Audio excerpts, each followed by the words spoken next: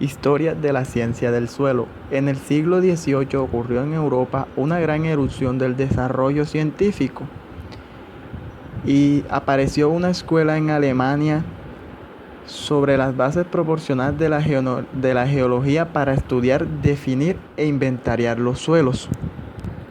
En 1880 ya se considera al suelo como una entidad natural, es decir, un cuerpo de la naturaleza independiente y variante.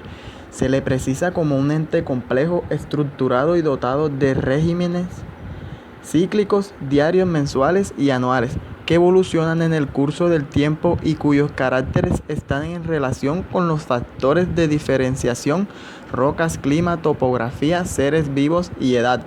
Por tanto, se dota al suelo de la historicidad y geograficidad y se le coloca dentro de los conjuntos naturales, lo que contribuye al desarrollo de la ecología. Un término muy importante es la edafología. Abarca una ciencia que estudia la génesis, evolución, propiedades y distribución geográficas de los suelos, las relaciones entre suelo y planta, suelo y cultura, considerando al suelo como un cuerpo natural, continuo y tridimensional en equilibrio energético e integrado en los ecosistemas del que forman parte. Microbiología del suelo es una rama de la ciencia que estudia los microorganismos del suelo. En ello se presenta una distribución de los microorganismos en el suelo. De manera general, se puede afirmar que los microorganismos se distribuyen según las condiciones ambientales y la disponibilidad de alimento. Hay otros factores de importancia que definen la distribución y presencia de microorganismos en el suelo. Uno de ellos es el pH. Es bien conocido que en ambientes ácidos predominan los hongos sobre las bacterias y contrariamente en ambientes alcalinos predominan los actinomycetes. Las bacterias en general están asociadas a suelos neutros. Los microorganismos presentan interacciones biológicas.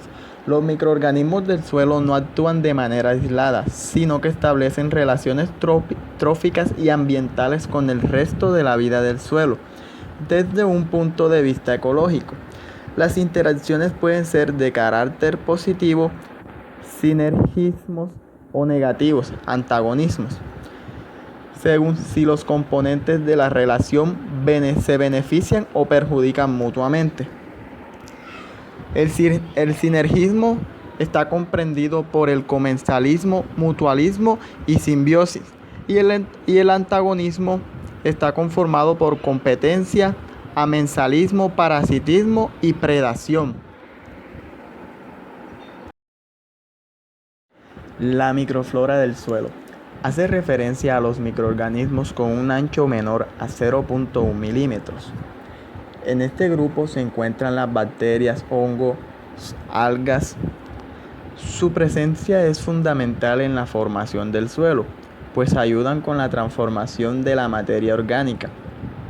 La población bacteriana se ubica generalmente en el horizonte más superficial. Presentan funciones de gran importancia como son el suministro directo de nutrientes, mineralización, solubilización de compuestos inorgánicos, cambios químicos en compuestos inorgánicos debido a procesos de oxidación y reducción, reacciones antagónicas, parasitismo y control de fitopatógenos.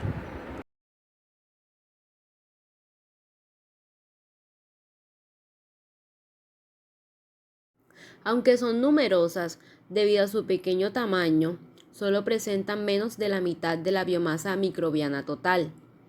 La abundancia se puede medir por medio del conteo en placas o estimando, a través de microscopía directa. Las bacterias del suelo pueden clasificarse en dos grandes grupos. Uno de ellos es especies nativas o autóctonas y el otro es especies alóctonas. Actinomicetos son bacterias que se parecen a los hongos por tener micelio aéreo ramificado. Están distribuidos en diversos hábitats, estiércol, fango, etc. Se encuentran en distintas profundidades y son casi tan abundantes como el resto de las bacterias. Son aeróbicos y menos sensibles a la sequedad que éstas. Son heterótrofos, entre otras sustancias. Utilizan la quitina como fuente de carbono. En general son saprófitos. Suelos ricos en materia orgánica les benefician por el carbono. Su actividad también se ve favorecida por la presencia de restos vegetales, estiércol y derivados proteicos. Cianofisias. Estas bacterias son capaces de fotosintetizar y fijar N2. Pueden tener gran importancia en arrozales inundados. Cuando el pH es superior a 6 y el nivel de fósforo alto, en los suelos inundados predominan afloramientos de cianofisias. Estos microorganismos aportan oxígeno y nitrógeno al arrozal. También aportan estimulantes de crecimiento.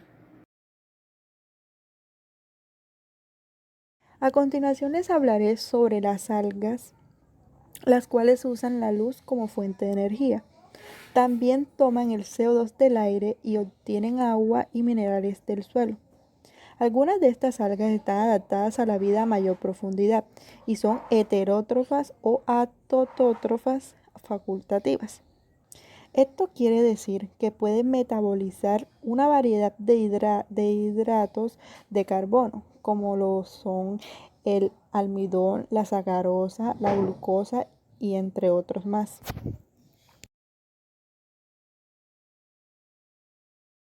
Los hongos son organismos unicelulares o pluricelulares. Además, son los principales agentes de descomposición en ambientes ácidos. A diferencia de las bacterias, los hongos se pueden diferenciar en forma efectiva en base a su morfología. Como sabemos, todos los hongos son heterótrofos y una de sus principales actividades es la degradación de moléculas complejas. Además, muchos géneros forman estructuras de resistencia o también de supervivencia, lo cual permite soportar periodos de condiciones adversas relativamente largos. Estos también poseen micelios ramificados, formadores de hifas, independientes, septadas o no. Y también pueden formar esporas que pueden ser sexuales o asexuales.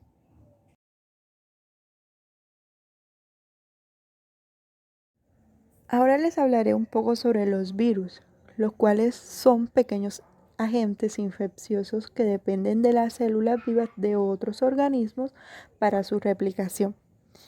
Debido a ello, se ha clasificado a los virus de acuerdo al hospedante.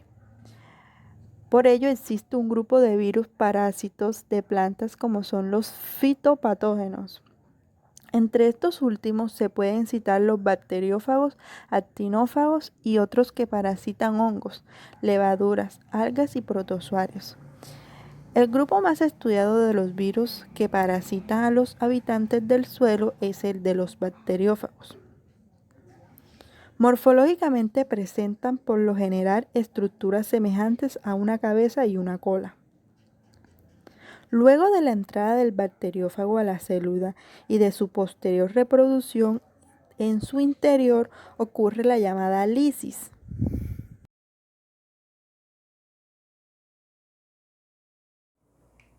Protozoarios. Todas las especies terrestres son microscópicas y en general no tienen clorofila.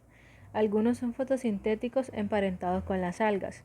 La mayoría son saprófitos, alimentándose de sustancias solubles orgánicas e inorgánicas, o fagótrofos, alimentándose directamente de microorganismos o partículas. Este último tipo de nutrición predomina en el suelo. La partícula ingerida es encerrada en una vacuola donde se produce su digestión, pues el protozoario puede fabricar todas las enzimas necesarias. Existe un efecto recíproco entre la planta y los microorganismos, ya que estos a la vez estimulan la secreción por parte de la raíz. El efecto de la rizósfera se mide a través del coeficiente rizosférico, que representa la proporción de microorganismos en esta zona en relación con el suelo no rizosférico. La estimulación en esta zona es diferencial, ya que no todos los grupos fisiológicos se ven beneficiados. El efecto rizosférico varía según la especie vegetal. El estado fenológico, en la mayoría el efecto más importante está en la etapa de floración.